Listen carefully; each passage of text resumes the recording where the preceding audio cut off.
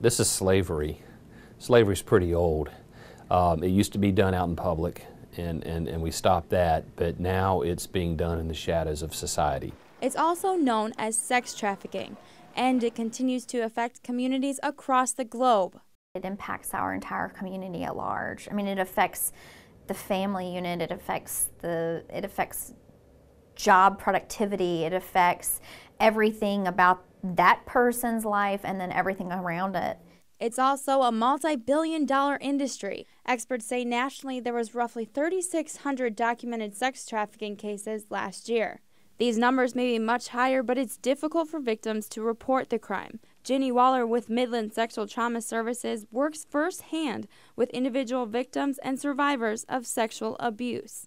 She says people seem to overlook the reality of sex trafficking. It's the way that we separate ourselves from the other people it happened to. It's almost a security blanket we wrap around ourselves. If I do all the right things, it'll never happen to us until it does. And the sooner we accept that fact and all look to say, how can we prevent it? How can we stop it from happening in our county? We can't be fully going against prevention. County councilmen like Jim Manning, advocacy groups, nonprofits, law enforcement, and state leaders forming task forces to combat sex trafficking. These groups meet on a regular basis to look at available resources to fight the crime. They start by focusing on strategies criminals use to control victims. It's force, fraud, or coercion. Those are the three elements that are used in sex trafficking. Traffickers use weapons or provide resources and support to gain the trust of their victims. They need money. They need a place to stay.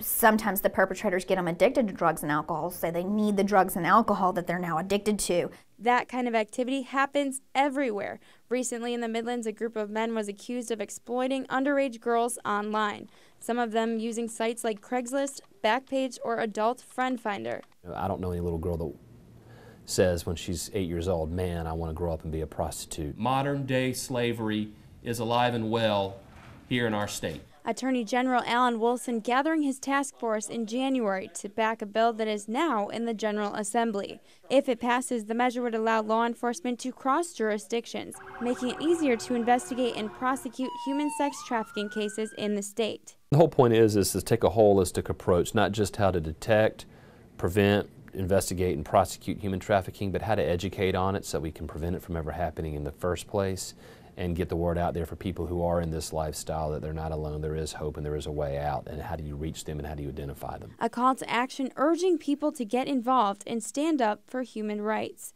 You know, we have to take care of each other. A goal experts and leaders say starts with understanding the crime, spreading awareness, and gaining the support of the community. In Columbia, Shelley Domchek, Watch Fox News.